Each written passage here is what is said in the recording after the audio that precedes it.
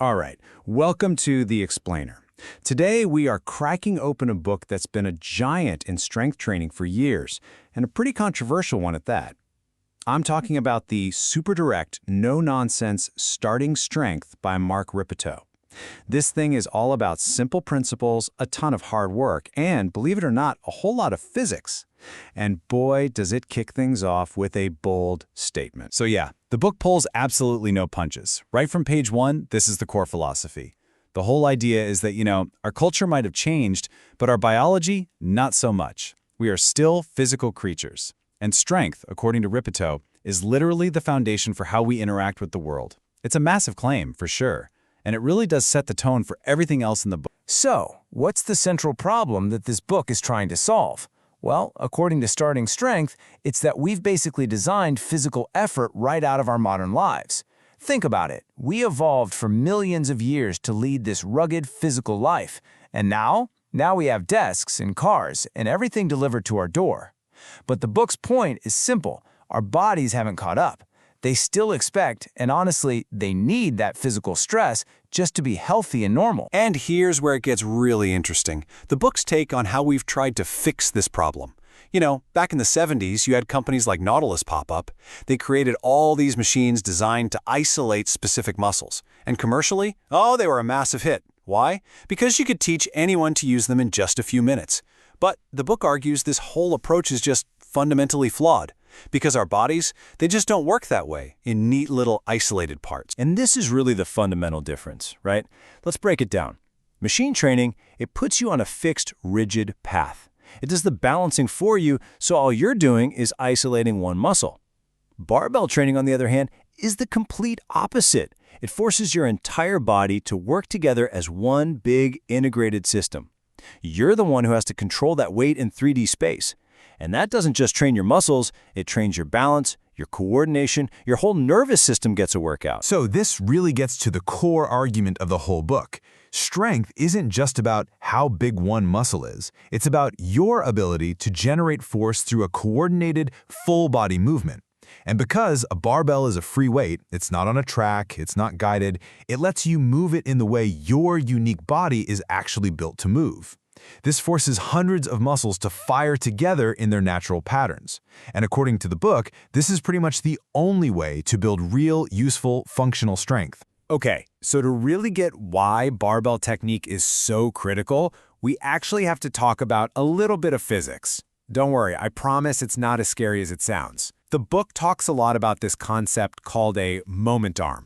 All you need to know is that it's basically a fancy term for leverage. The longer the moment arm, the longer the lever, the more force it takes to move something. And luckily, the book has a really great analogy to make this super clear. Just picture this. Your hip joint is like a bolt you need to tighten. Your back, that's the handle of the wrench. Now think about it. A longer wrench handle gives you more leverage, right? So, in a squat, a more horizontal back is like a longer wrench. It means gravity has more leverage on you, and that forces your muscles, especially your big ones like your hips and hamstrings, to work way, way harder to lift that weight. Good technique is all about learning to manage these levers. Okay, let's just get to the big one. The question everybody asks, right? But aren't heavy barbell squats going to destroy my knees? This is probably the #1 fear that keeps people away from this kind of training. The book tackles this head on. This idea that deep, heavy squats are just inherently bad for you. So, what's the real story? What does the data actually say? And honestly, the data might really surprise you. If you look at injuries per 100 hours of just doing the activity, a super common sport like soccer has an injury rate of 6.2. Okay, now compare that to supervised weightlifting, which has a rate of 0.00012. It's not even in the same ballpark. The book's point is crystal clear. When you do it right, with good form, this is actually one of the safest things you can do. So, what's the secret sauce to a correct and powerful squat? Well, it all starts with what the book calls the posterior chain. This is just the big group of powerful muscles on the back of your body. We're talking your glutes, your hamstrings, your adductors. This is the engine of human movement. It's what lets you jump, sprint, and pick up heavy stuff. And training this engine, the book says it's everything. And the key to actually using that engine is a concept called hip drive. Now this is crucial. It's not just kind of passively standing up from the bottom of a squat. No. It's a conscious, powerful explosion upwards, and it's led by your hips. The book gives this great cue. Imagine someone has their hand flat on your butt, and you have to shove your hips straight up into it. That one little movement, that hip drive, is what turns the squat from just an exercise into probably the most effective strength builder on the planet. And speaking of getting it right, the book really doesn't pull any punches about getting it wrong. This quote here is literally taken from a caption under a drawing of someone doing a squat with terrible form. It just says, "Don't do this, you fool." I mean, that perfectly sums up the author's style, right? It's direct, it's a little funny, but it's dead serious. The message is, if you're going to do this, you're going to do it right. Okay, this brings us to maybe the most important philosophical shift in the entire book. Rippetoe makes this huge distinction. He says we have to stop confusing two things that seem similar but are actually worlds apart: exercise and training. They might look the same from the outside, but why you're doing them? Totally different. So what is the difference? Well, exercise is just physical activity you do for the effect it produces today. You go to a spin class to get sweaty and burn some calories. That's exercise. Training is totally different. It's a planned, structured process that has a specific long-term goal. Every single workout is a deliberate step forward, all designed to force a specific change in your body, like getting stronger. And that change, that adaptation, it happens because of this simple, unbreakable biological cycle. It's the engine of all progress. First, you introduce a stress that your body isn't used to. Putting 5 more pounds on the bar than last time. Then, and this is just as important, you recover, you eat, you sleep. Then your body adapts. It says, whoa, I better get stronger so that's not so hard next time. And then what do?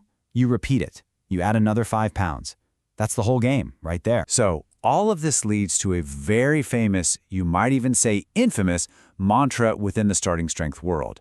When someone goes on the forums and complains, hey, the program's not working, I'm not getting stronger, the answer they almost always get back is just 4 letters. YNTTP. So what on earth does that mean? It stands for You're Not Doing the Program. It's a super blunt way of saying that if you're not making progress, you've almost certainly broken that stress recovery adaptation cycle somewhere.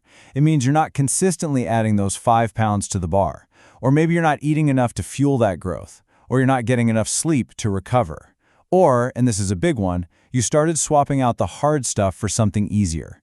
It's a reminder that progress isn't magic. It's just the result of sticking to the process. And that really leaves us with the central question of the entire book, a question for you to think about. The next time you go to the gym, I want you to ask yourself this. Are you just exercising or are you training? Is what you're about to do just a random collection of activities to make you feel tired today? Or is it a thought-out, deliberate, progressive plan to make you measurably stronger next week, next month, next year? Because according to Starting Strength, the answer to that question, well, that's what's going to determine everything.